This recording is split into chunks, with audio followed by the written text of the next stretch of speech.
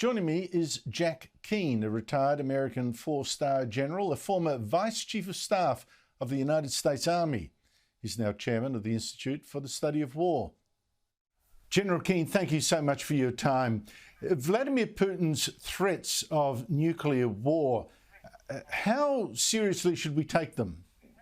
Well, first of all, he's done this a number of times. I actually think his motivation here is fear-mongering. He wants to have the West, and the United States and the Europeans in particular, back away from the support for the Ukrainians because he's threatened the use of nuclear weapons. I think when you unpack that a little bit and analyze it, first of all, if he used a tactical nuclear weapon inside Ukraine, it could likely have adverse impact on his own troops, also on the Russian people, given the prevailing winds that may be blowing that particular day.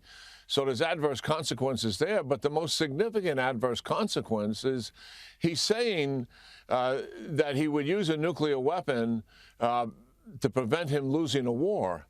But if he used a weapon, it's very likely that the United States, for sure, as well as NATO, would enter the war. A nuclear weapon going off in Europe could not be tolerated, in my judgment. And as such, Putin would be exposed to overwhelming air and missile attack that would literally devastate his army on the field in Ukraine and his support structure as well. And it would absolutely guarantee him that he would lose the war. So certainly he's aware of that. His military leaders are aware of that analysis. And I think what's happening here, as I said at the outset, it's more designed to induce fear and get the Europeans and the United States to back off the support for Ukraine to the degree that they've been providing it. General Keane, with the very senior commands you've had, you would have gamed some scenarios of the use of nuclear weapons. What sort of devastation are we looking at? Well, if it was exploded in a city, it would likely not destroy the entire city from the blast, but it would be devastating for sure. You know, whole portions of a city could indeed be destroyed, and then there's radioactive fallout from that as well. These are tactical nuclear weapons. They're much smaller than the strategic nuclear weapons. Putin has 2,000 of these. The United States monitors them every minute of every day. We know where they are, and we maintain 24/7 surveillance on them. So if there was any attempt to move them, we would certainly know that has taken place. Putin has those weapons in violation of what was the INF Treaty of 1987. And as a result of that treaty, the United States and the Soviet Union gave up all of our tactical nuclear weapons.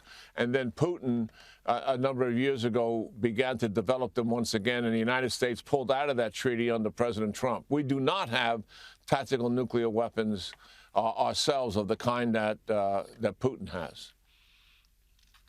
It's fascinating, China's position in all this. China's dictator met with Vladimir Putin a few days ago, and it was interesting that Putin publicly acknowledged that China had some concerns about the war. The war started after the two pledged an unbreakable friendship back in the start of the Olympic Games. China's backed Russia so far, now apparently has doubts. It's wanted to use this as a template for its potential invasion of Taiwan. But there again, you've had Joe Biden a couple of days ago for the fourth time saying that if China did invade Taiwan, America would defend it. That's something that's not been American policy, to say ambiguously, and you can't now dismiss it as Joe Biden just forgetting the game book and rambling on. China's been a bit snookered here, hasn't it? Yeah, well, a couple of things of what you just said. I do think that China is frustrated with Russia. I don't believe for a minute that they're going to back away from their strategic partnership. But the fact that this war is protracted now, and I think it's going to go on not for months, but likely for a number of years to come, And that's not in China's interest. It's not in the interest of the global economy, which China has obviously sincere interest in. And they're having some economic headwinds themselves. And I think they were led to believe this war would be over very quickly. And that's not the case. When it pertains to Taiwan, certainly there are some things in common. President Xi and President Putin both believe that Ukraine and Taiwan are a part of their country, and therefore they have a right to compel it to be a part of their country if necessary. President Xi has threatened many times that he would take Taiwan by force if it did not voluntarily become a part of mainland China. Certainly, President Biden's comments here, I do believe, reflect his sincere beliefs that if President Xi did attack Taiwan, that he would respond in kind and attempt not to defend Taiwan just with weapons and munitions, but defend Taiwan with U.S. military capability. We have war plans in the United States military to do just that. It does take a presidential decision, obviously, to do that. And I think it's President Xi who's really changed the table here, because the Taiwan Relations Act of 1979 postured the principle of peace and security and stability across the Taiwan Straits, and China and the United States were obligated to abide by that. But it's been President Xi who's violated all of that by the intimidation and coercion, and also by threatening the use of force in of itself is a violation. And I don't think there's anything wrong if U.S. policy moved in a direction where President Biden told President Xi, listen, we don't want a war here, but if you do take it upon yourself to invade Taiwan, we'll not only provide them arms, but we will help defend them, and we will encourage our allies in the region to do the very same thing.